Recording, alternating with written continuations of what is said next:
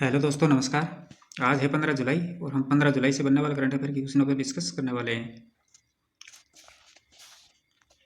चलिए आज के पहले क्वेश्चन की शुरुआत करते हैं।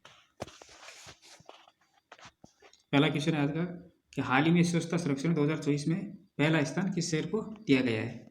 हाल ही में स्वच्छता सर्वेक्षण 2024 में पहला स्थान किस शहर को दिया गया है। तो ये दिया गया है अहमदाबाद को। किसको दिया गया है? अहमदाबाद को। स्वच्छता सर्वेक्षण 2024 के अंदर इंदौर समेत 15 शहर सुपर लीग में अहमदाबाद पहले स्थान पर है, भोपाल दूसरे स्थान पर और लखनऊ तीसरे स्थान पर है।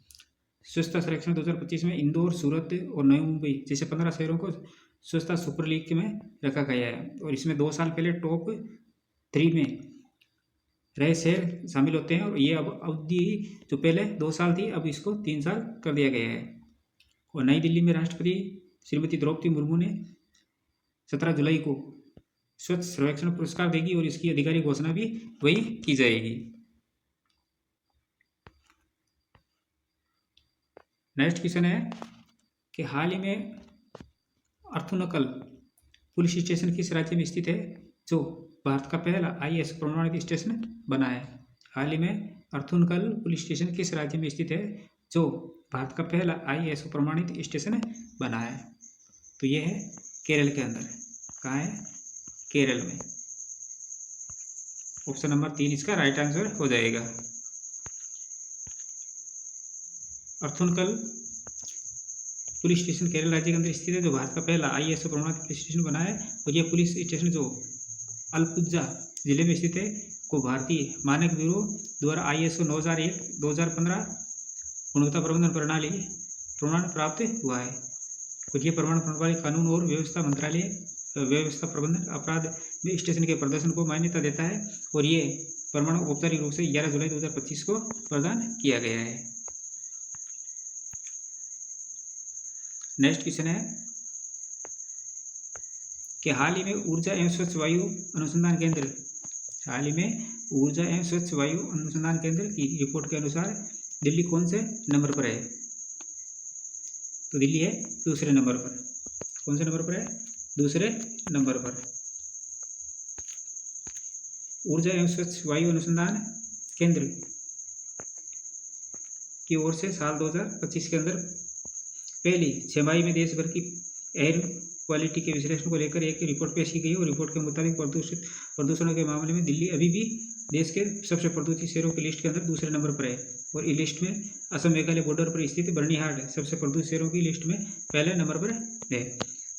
बर्निहाट मेघालय राज्य में स्थित है। यह शहर असम मेघालय सीमा पर स्थित है और री-भोई जिले का हिस्सा है। बात करें इसके डेटा स्रोत और निगरानी विवरण की तो यह अध्ययन क्लाइमेट एनर्जी रिसर्च एनालिटिक्स द्वारा CAQMS डेटा के आधार पर किया गया है जो 293 शहरों की वायु गुणवत्ता की निगरानी करता है और इसमें 122 शहरों ने भारत के राष्ट्रीय वायु गुणवत्ता मानकों को पार कर लिया है और 117 शहर अभी सुरक्षित सीमा के भीतर है। 259 शहर जो साल के केवल जून महीने तक की वार्षिक PM 2.0 की सीमा पर पार कर ली, जिससे ये संकेत मिलता है कि ये वर्ष भर असुरक्षित रह सकते हैं। और राष्ट्रीय स्वच्छ वायु कार्यक्रम के तहत 131 शहरों की निगरानी की जा रही है जिसमें 98 CAQMS स्थापित किए जा चुके हैं।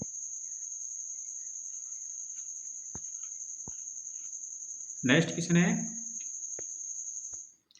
कि हाल ही में राष्ट्रीय आयुर्विज्ञान आयोग का अध्यक्ष किसे बनाया गया है। हाल ही में राष्ट्रीय आयुर्विज्ञान आयोग का अध्यक्ष किसे बनाया गया है। तो ये बनाया गया है डॉक्टर अभिजीत सेठ को। किसको बनाया गया है? डॉक्टर अभिजीत सेठ को। इनसे पहले कौन थे? तो डॉक्टर BN गंगाधर, जिन्होंने इस्तीफा दे दिया है। केंद्र सरकार ने डॉक्टर अभिजीत सेठ को राष्ट्रीय चिकित्सा आयोग का नया अध्यक्ष नियुक्त किया है और अभिजीत इससे पहले national board of examination and medical sciences के अध्यक्ष थे जो NEET UPG जैसी प्रमुख मेडिकल परीक्षाएं आयोजित कराता है। राष्ट्रीय चिकित्सा आयोग भारत में चिकित्सा शिक्षा की निगरानी करने वाली सर्वोच्च संस्था है। तो यह सुनिश्चित करता है कि डॉक्टरों की ट्रेनिंग और मेडिकल कॉलेज का संचालन निष्पक्ष और गुणवत्तापूर्ण हो। अक्टूबर 2024 में तत्कालीन डॉक्टर BN गंगाधर ने इस्तीफा दे दिया था और राष्ट्रीय आयुर्विज्ञान आयोग की स्थापना 25 सितंबर 2020 को हुई थी और ये एक वैधानिक निकाय है जिसे राष्ट्रीय चिकित्सा आयोग अधिनियम 2019 के तहत बनाया गया था। स्थापना कब की गई? 25 सितंबर 2020 को। नेक्स्ट क्वेश्चन है कि हाल ही में राष्ट्रपति द्रौपदी मुर्मू ने किस अनुच्छेद के तहत राज्यसभा के लिए 4 सदस्यों को नामित किया है? हाल ही में राष्ट्रपति द्रौपदी मुर्मू ने किस अनुच्छेद के तहत राज्यसभा के लिए 4 सदस्यों को नामित किया है? तो ये क्या है? अनुच्छेद 80 के तहत, आर्टिकल नंबर 80।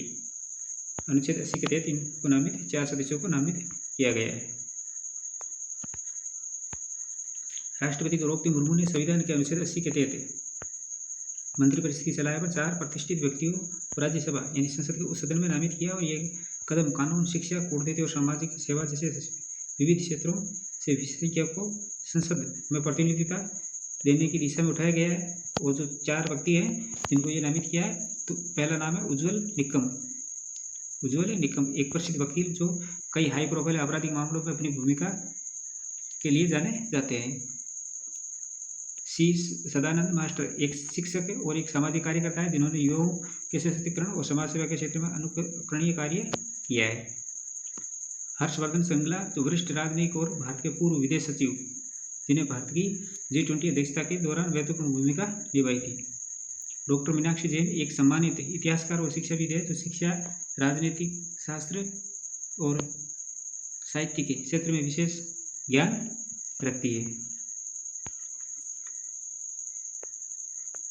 बात करें आर्टिकल 80 की, तो संविधान क्या कहता है कि यह नामांकन भारतीय संविधान के अनुच्छेद 80(1)(a) के अंतर्गत किए गए जो राष्ट्रपति को यह अधिकार देता है कि वे कला, साहित्य, विज्ञान और सामाजिक सेवा से जैसे क्षेत्रों में विशिष्ट योगदान देने वाले अधिकतम 12 व्यक्तियों को राज्यसभा के अंदर नामित कर सकता है। कितने व्यक्तियों को? टोटल 12 व्यक्तियों को। उनमें से इन्होंने 4 व्यक्तियों को नामित किया है। भारतीय संविधान का अनुच्छेद 81 लोकसभा की संरचना से संबंधित है और ये बताता है कि लोकसभा में अधिकतम 550 सदस्य हो सकते हैं और जिनमें 530 सदस्य राज्यों का प्रतिनिधित्व करते हैं और 20 सदस्य केंद्र शासित प्रदेशों का प्रतिनिधित्व करते हैं। ये बात कौन कहता है? अनुच्छेद 81। बात करें 82 की, तो ये हर 10 साल में होने वाली जनगणना के बाद लोकसभा में सीटों का आवंटन और निर्वाचन क्षेत्रों का परिसीमन किया जाता है। आर्टिकल 82 के अंतर्गत हर 10 साल के अंदर होने वाली जनगणना के बाद लोकसभा में सीटों का आवंटन और निर्वाचन क्षेत्रों का परिसीमन किया जाता है।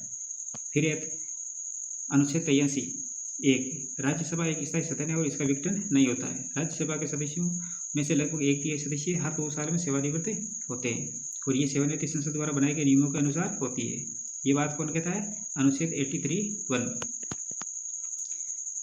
अनुच्छेद 83(2) लोकसभा यदि पहले विघटित नहीं होती तो अपनी पहली बैठक में 5 साल तक चल सकती है और 5 साल की अवधि समाप्त होने पर लोकसभा का विघटन हो जाता है और आपातकाल के दौरान संसद कानून बनाकर लोकसभा के कार्यकाल को 1 वर्ष तक बढ़ा सकती है और आपातकाल समाप्त होने के बाद लोकसभा कार्यकाल 6 महीने से अधिक नहीं बढ़ाया जा सकता है।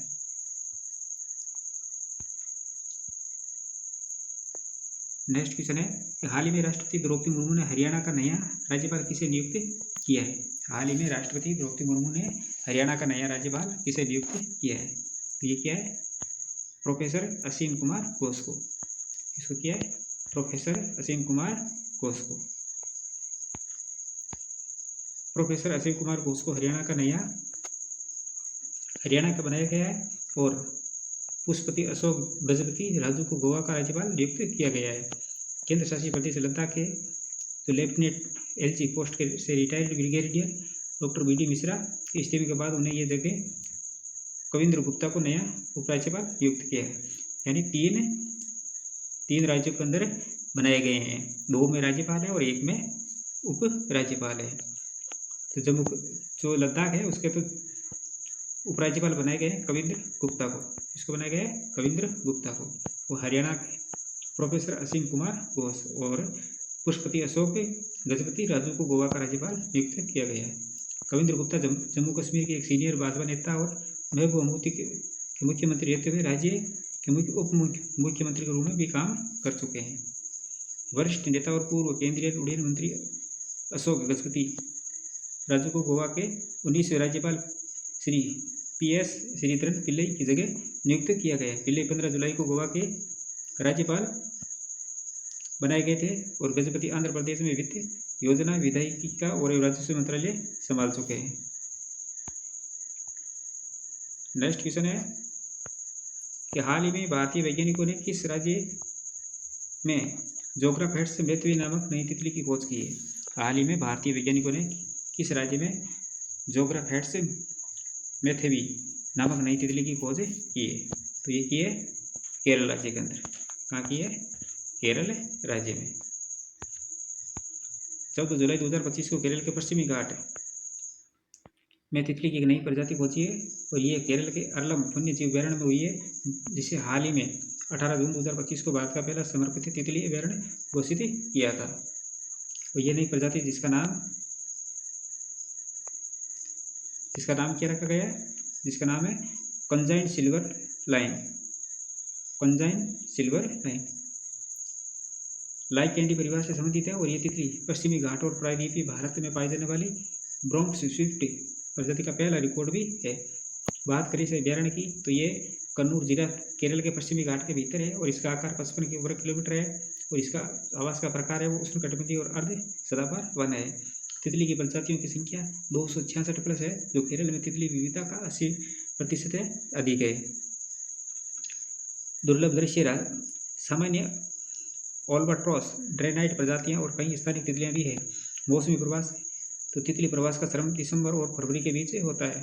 1984 के अंदर स्थापित अरलम ने लंबे समय से शोधकर्ताओं और वन्य जीव उत्साही लोगों को आकर्षित किया है और मालाबार नेचुरल हिस्ट्री सोसाइटी के साथ साझेदारी में 20 वर्षों से अधिक समय से वार्षिक तितली सर्वेक्षण आयोजित किया जा रहा है।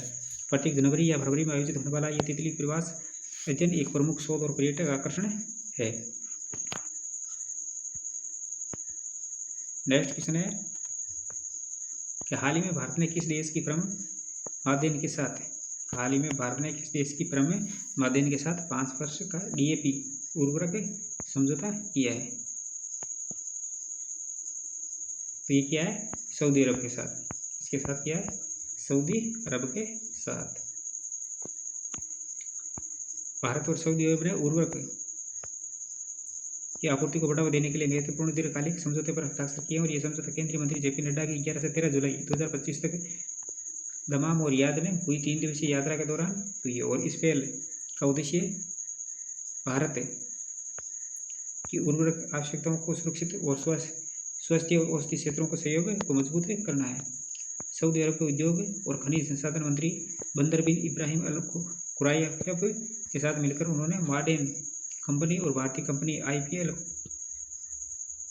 क्रुबको और CIL के बीच दीर्घकालिक आपूर्ति समझौते का निरीक्षण किया गया है। और इस नए समझौते के तहत भारत को 2025 से शुरू होकर प्रतिवर्ष 31 lakh metric ton di ammonium phosphate यानी DAP उर्वरक मिलेगा, जो 5 वर्षों तक लागू रहेगा।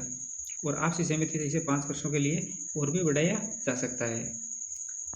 2024-25 में आयात किए गए 19 लाख मीट्रिक टन की तुलना में यह बड़ी वृद्धि है।